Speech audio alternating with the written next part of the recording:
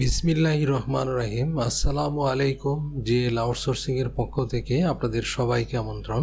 তো আজকে টিউটোরিয়ালে আমরা আপনাদেরকে কিভাবে সহজে আপনি ইনসার্ট ডাটা করতে পারেন এটার একটা উদাহরণ আপনাদেরকে দেখাবো।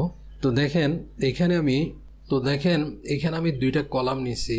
একটা কলামের মধ্যে এমপ্লয়মেন্ট নেম দিব, আর একটা কলামের মধ্যে আমি কি করব, এমপ্লয়মেন্ট আইডি দিব। তো তাহলে দেখেন আপনি এই এন্ট্রিগুলো যদি ফর্ম টুলের মাধ্যমে দেন তাহলে খুব সহজে আপনি ডাটাগুলোকে ইনসার্ট করতে পারবেন।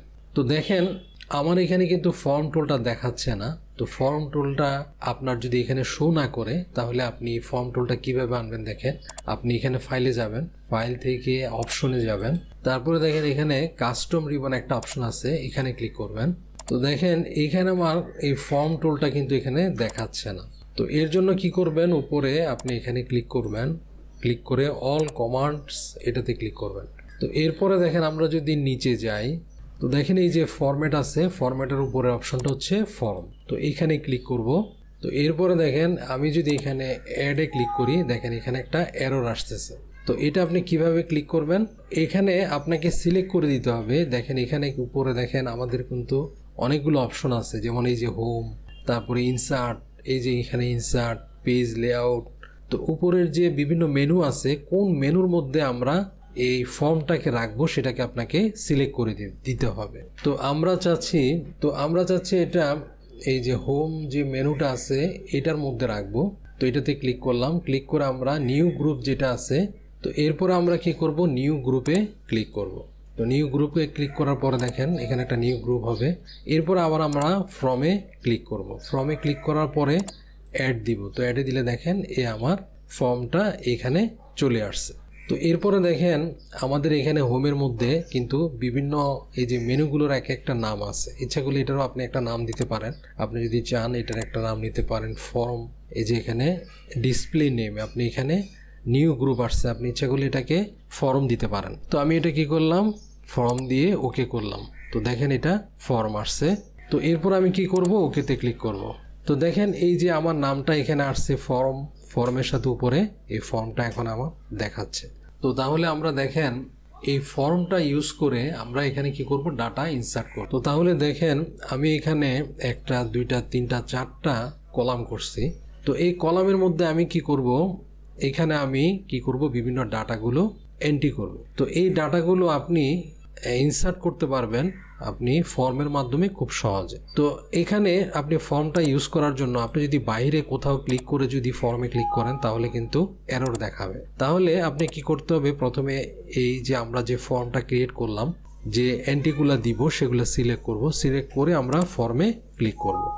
ক্লিক করার পর এরকম একটা বক্স আসবে, আপনি ওকেতে ক্লিক করবেন। তো দেখেন আমরা যতগুলো এখানে আমরা শিরোনাম নিলাম সবগুলো শিরোনাম এখানে চলে আসছে।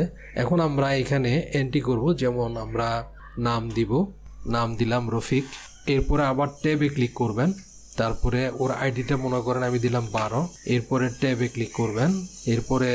এরপর আমি জেন্ডারটা দিলাম, জেন্ডারটা দিয়ে আবার কি করব, ট্যাবে ক্লিক করব। তারপরে তার স্যালারিটা দিব আমি 15,000 টাকা দিলাম। তো এরপরে দেখেন আমি সবগুলা এখানে ফর্মটা ফিল আপ করার পরে এন্টারে ক্লিক করব। তো দেখেন আমার এই যে ইনফরমেশনগুলো কি আসছে, চলে আসছে। তো এরপরে আমরা আরেকটা ডাটা ইম্পোর্ট করতেছি। এখানে আমরা লিখতেছি রাজ, এমপ্লয়মেন্ট নেম, তারপরে ট্যাবে ক্লিক করতেছি, তার আইডি ধরলাম 13, তারপরে জেন্ডার মেল, তারপরে তো দেখেন আমি এন্টার দিয়ে ফেলছি। তো আমার ফাইন্ড প্রিভিয়াস দিলাম। তো দেখেন ফাইন্ড প্রিভিয়াস দিলে আবার এটা এখানে চলে আসছে। তারপরে তার স্যালারি দিব 20,000 টাকা। তো দিলাম, দিয়ে এন্টারে ক্লিক করলাম। তো এভাবে ইম্পোর্ট করার পরে ডাটাগুলো ইনসার্ট করার পরে আমি ক্লোজে ক্লিক করলাম। এরপরে এটাকে আপনি সেটিং করতে পারেন। আমরা এটাকে সেটিং করতেছি। এগুলো যদি আমরা সেন্টারে রাখতে চাই সেন্টারে রাখলাম, এগুলাকে আমরা বর্ডার দিয়ে দিচ্ছি। তো এরপরে যদি আপনি আবার এই ফর্মে যদি আপনি কোনো ডাটা এন্টার করতে চান, ইনসার্ট করতে চান, তাহলে আবার আপনি এখানে ক্লিক করবেন। ক্লিক করে আবার ফর্মে ক্লিক করবেন, নিউতে ক্লিক করবেন। তো দেখেন এখানে যদি আমি আবার নাম লিখি করিম, যদি এন্টার দিই দেখেন এখানে চলে আসতেছে। তো তো এইভাবে তো আবার আমি এটা এরপরে লিখলাম, তার আইডিটা লিখলাম 14, তারপরে ট্যাবে ক্লিক করলাম, তাকেও মেইল দিলাম, তারপরে ট্যাবে ক্লিক করলাম, তারপরে তার স্যালারি ধরলাম 16,000, এরপরে এন্টারে ক্লিক করলাম। দেখেন আমার এখানে চলে আসছে। তো এইভাবে আপনি পরবর্তীতে যদি আবার ডাটা ইনসার্ট করতে চান এইভাবে আপনি করবেন। তা আবার ক্লোজ দিয়ে দিলাম।